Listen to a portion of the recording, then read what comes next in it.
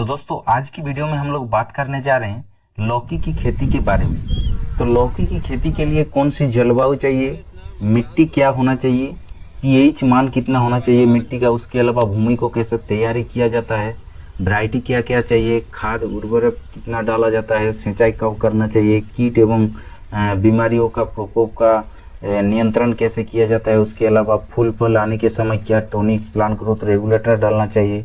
तो सारी जानकारी डिटेल के साथ हम इस वीडियो में बात करने जा रहे हैं। तो आप लोग वीडियो को लास्ट तक देखते रहिए। तो चलिए वीडियो को स्टार्ट करते हैं।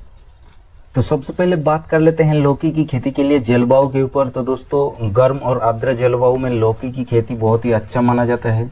अब बात कर लेते हैं मिट्टी के ऊपर। तो दोस्तों जो लौकी की खेती होता है लगभग बालू दोमट मिट्टी में बहुत ही अच्छा माना जाता है, और मिट्टी का जो पीएच मान होता है लगभग 6 से 7 के अंदर होना चाहिए, तभी लौकी की खेती उसमें बहुत ही आसानी से बहुत ही अच्छी तरीके से आप लोग कर सकते हैं।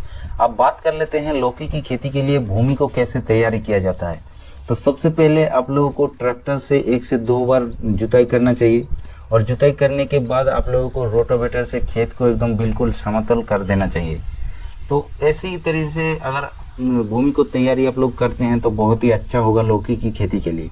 अब एक चीज़ आप लोगों को बताने जा रहे हैं, जब लौकी की खेती करने के लिए आप लोग जुताई कर रहे हैं तो उस टाइम पे आप लोगों को 2 से 3 ट्रॉली गोबर की खाद डाल देना चाहिए, ताकि आप लोग आराम से गोबर पूरा खेत में बिखर जाए और पूरा मिट्टी में मिल जाए। तो इसीलिए आप लोगों का उस टाइम पे गोबर की खाद डालना बहुत ही ज़रूरी है। अब भूमि को तो तैयारी कर लिया, अब हम लोग बात कर लेते हैं लौकी की खेती के लिए कौन कौन सी किस्म अच्छा माना जाता है, कौन कौन सी वैरायटी अच्छा माना जाता है। तो हमारे इधर जैसे कि माही वर्ड एक माइको कंपनी का आता है, वो चलता है बहुत ही अच्छी तरीके से। अब बात कर लेते हैं और एक वैरायटी जो कि दिशा नाम पे आता है सकाता कंपनी का, ये भी हमारे इधर बहुत ही अच्छे चलता है।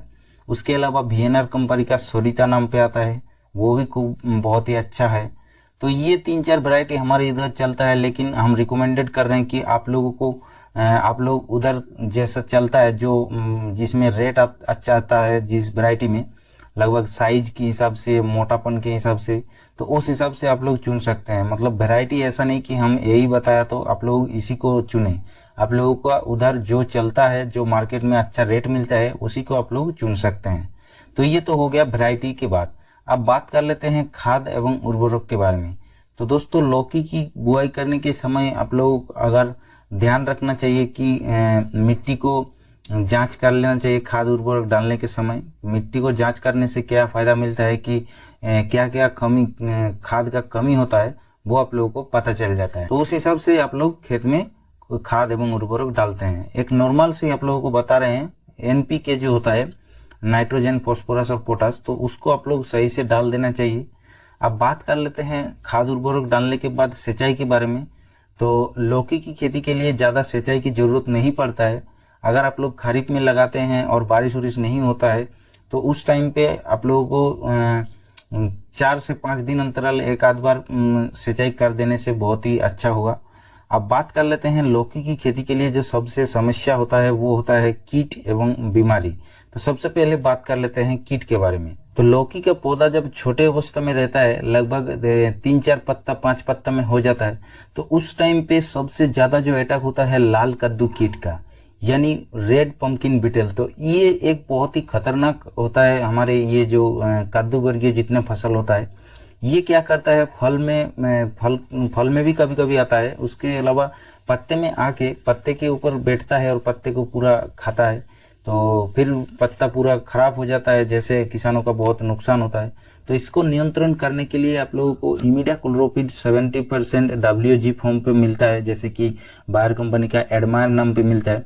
तो इसको आप लोगों को 2 से 3 ग्राम लेना है पर 15 लीटर की पंप में, और उसको अच्छे से मिला के सही तरीके से सुबह सुबह आप लोगों को छिड़काव कर देना चाहिए। अब बात कर लेते हैं और एक कीट के बारे में जो कि फ्रूट फ्लाई यानी फल मक्खी होता है। ये फल के समय फल जैसे लगता है तो उस टाइम पे बहुत ही ज़्यादा अटैक करता है, फल के ऊपर बैठता है और फल को रस को चूसता है, इसीलिए फल सड़ के पूरा खराब हो जाता है। तो इसको नियंत्रण करने के लिए सिंजेंटा कंपनी का एक आलिका नाम पे दवा मिलता है। तो इसको आप लोगों को 8 से 10 ml लेना है पर 15 लीटर की पंप में, और बहुत ही अच्छी तरीके से छिड़काव कर देने से आप लोगों को रिजल्ट अच्छा मिल जाएगा। तो ये तो हो गया कीट के बारे में, यानी इंसेक्ट कंट्रोल के ऊपर बात किया गया। अब बात कर लेते हैं क्या क्या बीमारी का प्रकोप देखने को मिलता है लौकी की खेती में। तो सबसे ज्यादा जो अटैक होता है डाउनी मिल्ड्यू, जो कि कद्दू वर्गीय फसल में बहुत ही ज्यादा तरीके से देखने को मिलता है। तो इसको नियंत्रण करने के लिए आप लोगों को कॉपर ऑक्सीक्लोराइड को लेना है लगभग 40 से लेकर 50 ग्राम पर 15 लीटर की पंप में, और बहुत ही अच्छी तरीके से छिड़काव कर देने से डाउनी मिल्ड्यू के लिए रोकथाम हो जाएगा। और एक बीमारी जो देखने को मिलता है वो होता है लीफ स्पॉट, यानी पत्ते के ऊपर धब्बे धब्बे ब्लैक कलर का दाग मिलता है। तो उसको कंट्रोल करने के लिए आप लोगों को बायर कंपनी का एंट्राकोल लेना है, जो कि 50 ग्राम लेना है पर 15 लीटर के पंप में, और आप लोगों को बहुत ही अच्छी तरीके से छिड़काव कर देने से लीफ स्पॉट आराम से कंट्रोल हो जाता है। और फूल फल आने के समय क्या क्या टॉनिक डालना पड़ता है ये भी आप लोग ध्यान से सुन लीजिए। तो सबसे पहले पोषक सुपर लेना है आप लोगों को 25 से 30 ml पर 15 लीटर के पंप में, और उसके साथ साथ आप लोगों को बोरोन जो होता है मार्केट में 20% वाला, उसको आप लोगों को लेना है 50 ग्राम, और दोनों को अच्छी तरीके से मिक्स करके घोल बना के अच्छी से छिड़काव कर देने से आप लोगों को बहुत ही अच्छा रिजल्ट मिल जाएगा।